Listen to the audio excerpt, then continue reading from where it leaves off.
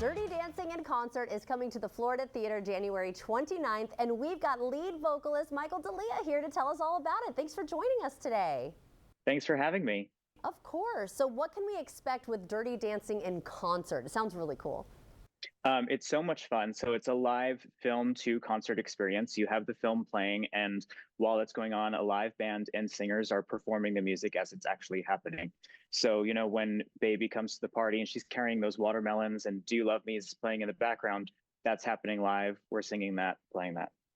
That is so cool. Yeah, so I thought it was going to be totally removed from that. So that's really neat that it's in conjunction with or at the same time.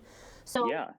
I guess it's not really, I don't think it would be differing from the movie, because my question was going to be how different is it from the movie, but if you're following it along, really the difference would be just the fact that there's a band and you performing, right?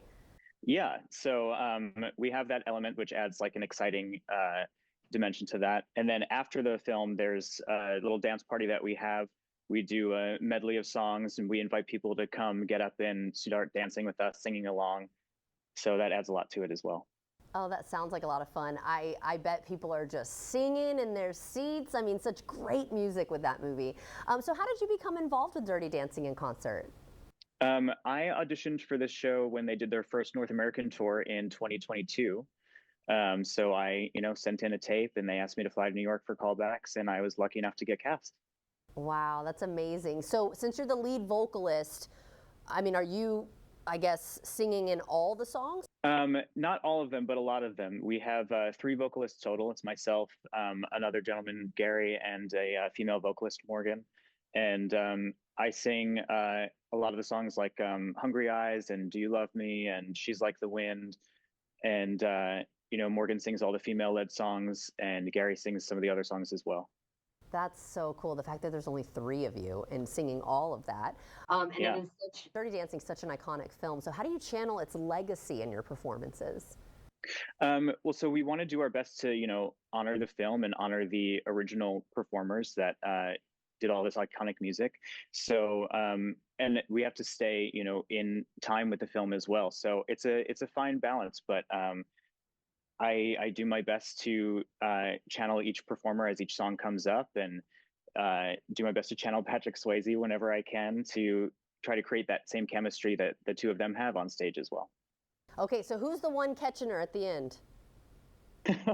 We leave that to the film. That's Oh, okay. You're like, no, you can't replicate that, right? No, unfortunately.